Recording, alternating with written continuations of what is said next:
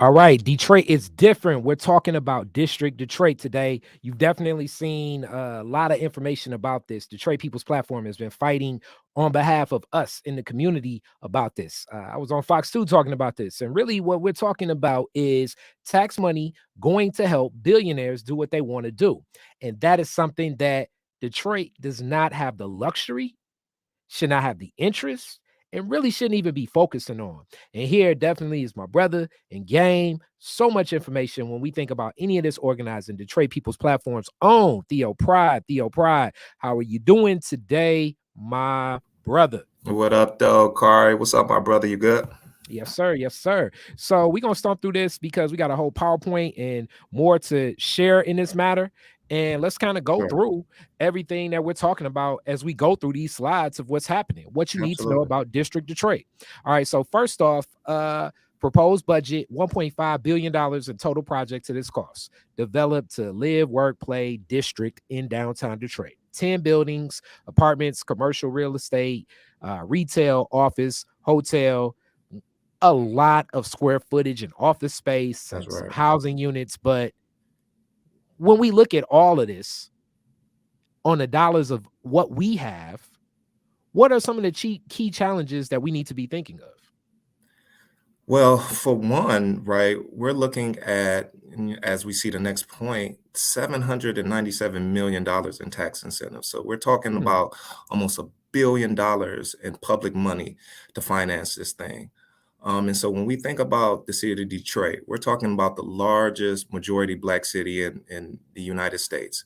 But we're also talking about one of the poorest, right, cities in the United States. Hmm. And so when we think about this context and when we think about local governance and we talk about public investments, uh, this is a divestment, right, from those Hmm. institutions and public services and programs that Detroiters need who are trying to achieve socioeconomic mobility, right, through, right, a well-invested educational system, through libraries, through enrichment, through recreation, through safe, clean, right, affordable neighborhoods and so forth. And so when we're talking about this type of process, this is an extraction of those necessary dollars and resources that a majority Black city needs and depends on going to the pockets and the pocketbooks of billionaire white developers in this case.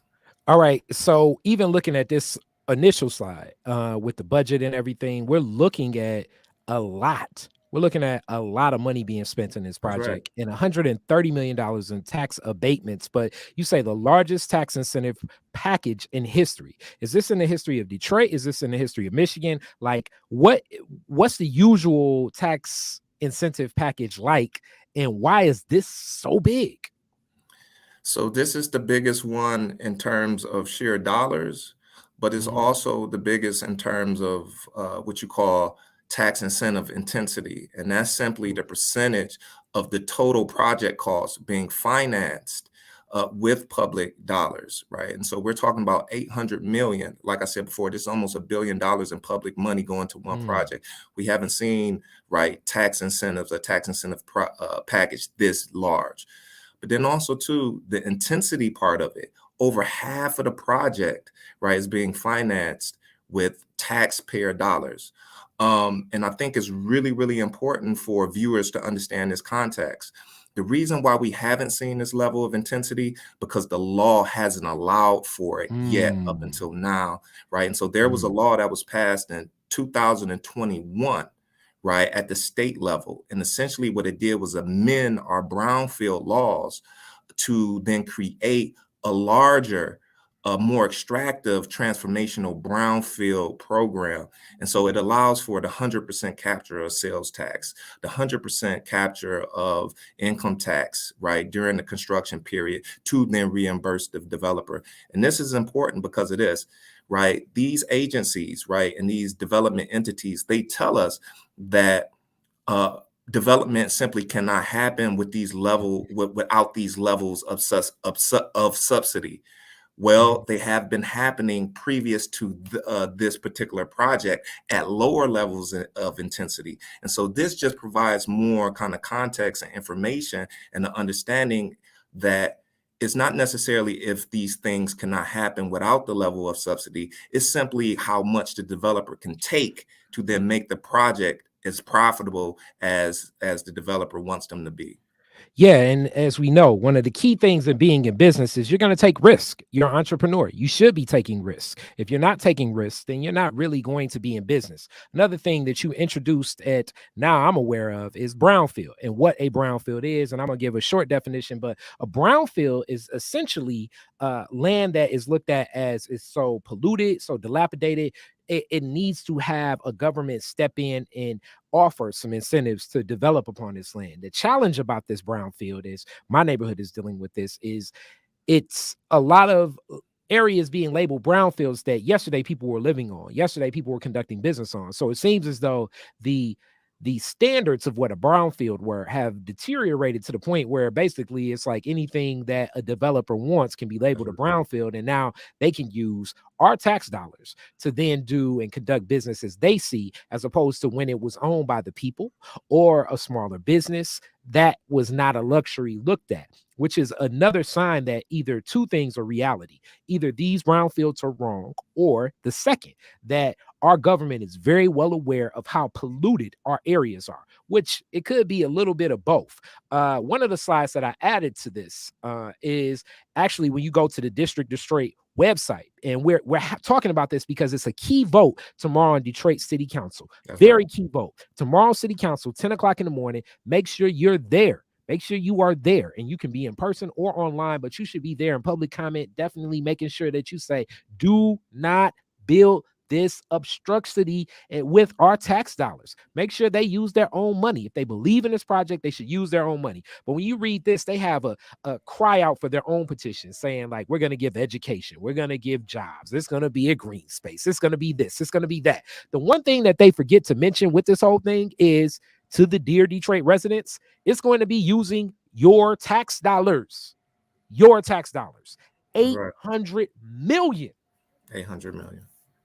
So we can say 79, 797, but 800 million of our tax dollars. Right. In which I'm guessing it could go up because, you know, you in for a pound of flesh when you invest that much aggressively. So when we carry on and we go to the next slide, we're looking at the background, the players and the deals. Olympia Entertainment. So if people don't know, that's the Ilitch family. And also Stephen Ross. He's a big time, quote unquote, developer, the owner of the Miami Dolphins. And I have some back history on all of them. Remember that when Little Caesars Arena was going under development 10 years ago, same type of thing what happened. $700 million in tax benefits and the jobs. And we're going to help with housing. Basically everything now, they basically took all the same talking points and just moved it to today. Guess what happened with the jobs last time? Little Caesars Arena just said, you know what? We're going to pay the fines because we can't find Detroiters that want to work. What has changed in the past 10 years? Why do we think that they're going to actually find the people to employ? Why do we think that they're going to actually help with more affordable housing? Furthermore, we got to define affordable housing. Shout out to the People's Platform for giving that information too. And what's also going to change of them being stewards in the community? It's other issues that they're not standing on, like reparations and other things, where they have completely turned their backs on our community, as far as I'm concerned, you know, and they've broken every promise, you know, having hired Detroiters, displaced longtime Detroiters, meaning like people lost their homes, and they built these parking lots instead. And those parking lots aren't even operable usually. The parking lots, you know, the ones that are operable usually have the digital meters or all that stuff. So they even took away a person's job that could be working in the parking lot. That's you know, right. that's how much they care about us as Detroiters. So let's get into the background of some of these people. Stephen Ross and where he's at. He is number 52 on Forbes 400. $11.6 billion. I think he has some money to put into this project. I think he could even go to a bank and get a loan for a project like this. And they talk about like everything he has, and he's a Michigan man and all of that stuff. Take some of that Michigan man smarts and put it right into this project if you really believe in this project. Then we look at Marion Ilitch, who is the widow of Mike Ilitch. And right now, she is number 244 on the Forbes 100, $4.3 billion. Their money combined, you could look at this, and I think most banks should be salivating at the opportunity to do business with these titans of industry, titans of development. Why don't they use their own money? Why don't they pick their own bank? Why don't they do deals like that? Because that's good business. That is good business. So here we go back to the claims. Theo, you can break some of this down. Yeah, so they promising the land of milk and honey and prosperity for all and everything you can think of, right? And so kind of the number one benefit that they provide or they claim that they provide in exchange for $800 million in tax incentives is a bunch of jobs.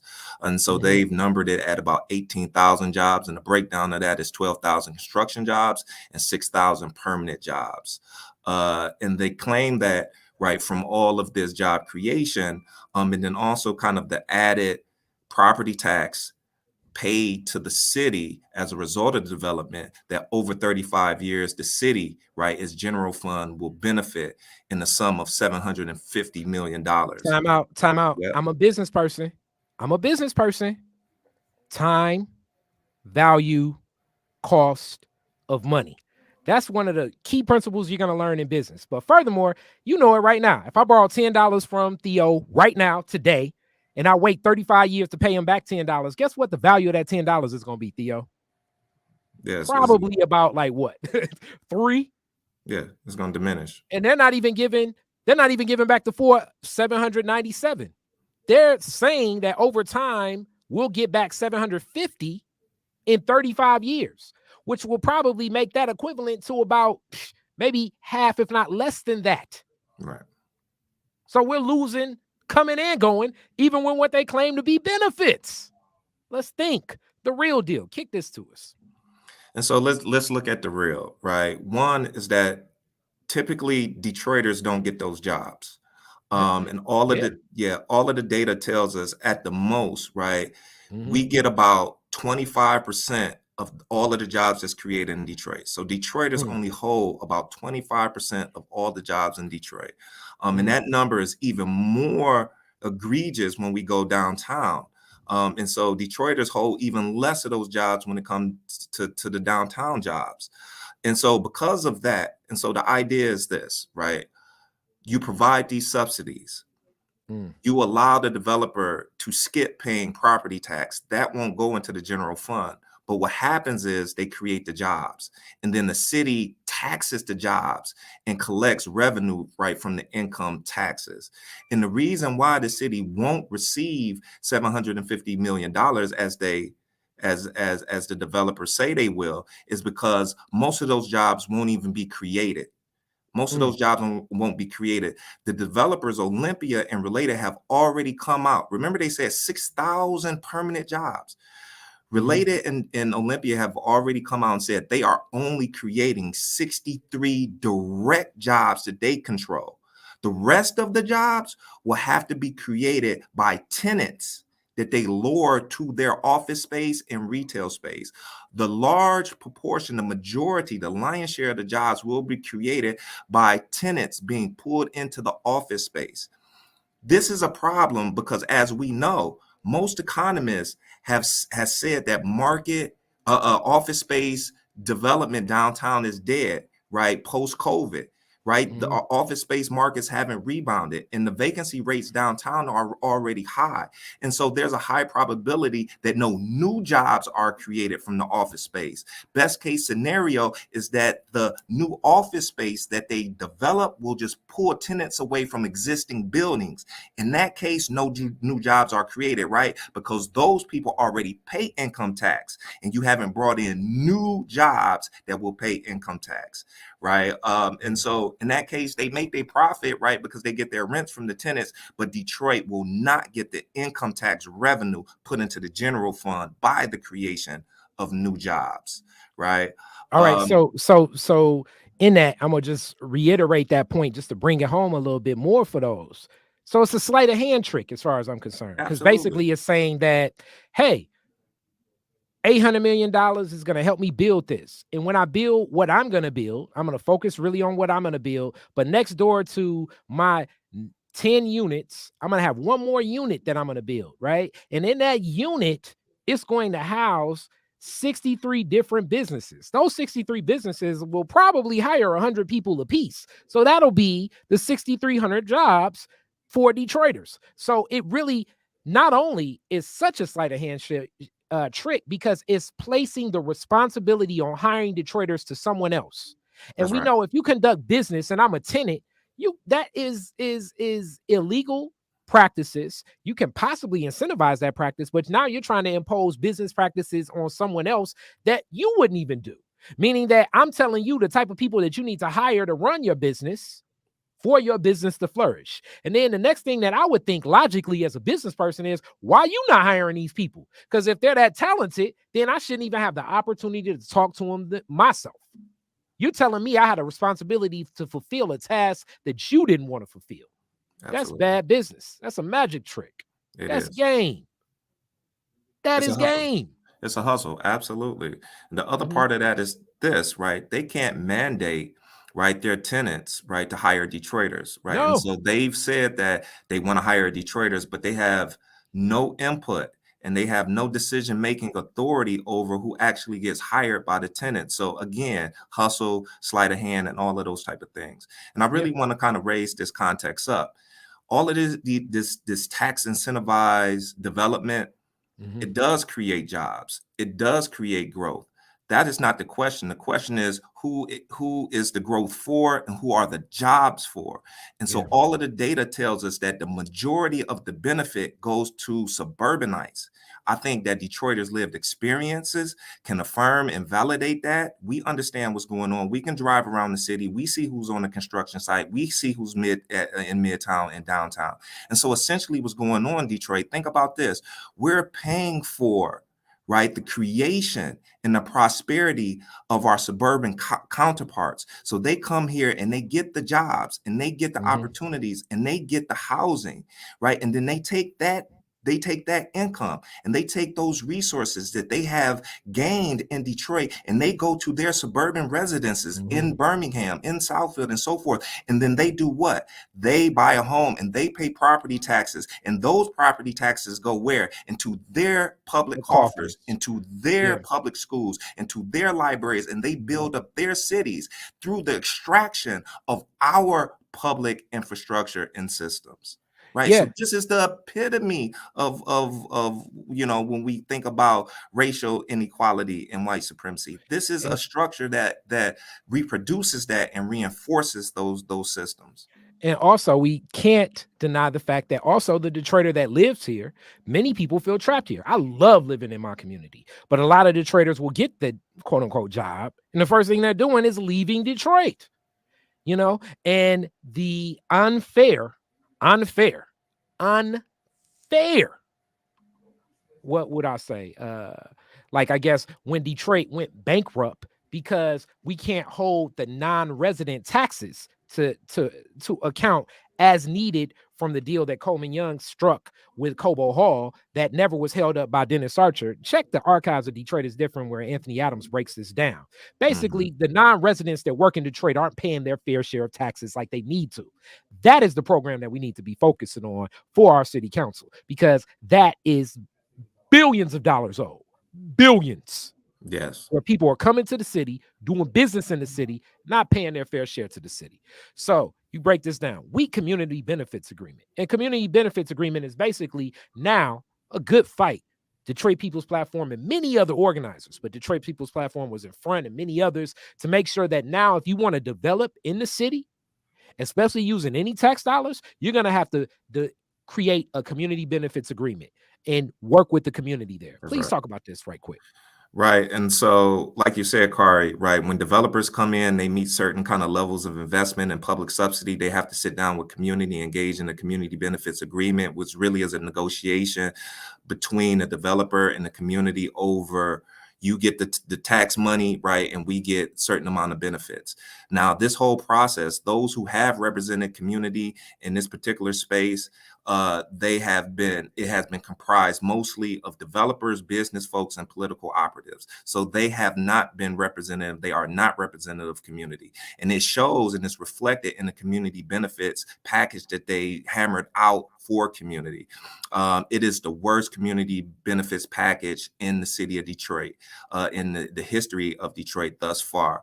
And they are heralding it and lifting it up as if it is the best community benefits package. That is a template. They actually use that word, that is a template. It is certainly not. And the reason why it's the worst is because it delivers a paltry, a very small cash contribution to community and community benefits, considering how big the overall total incentive package is.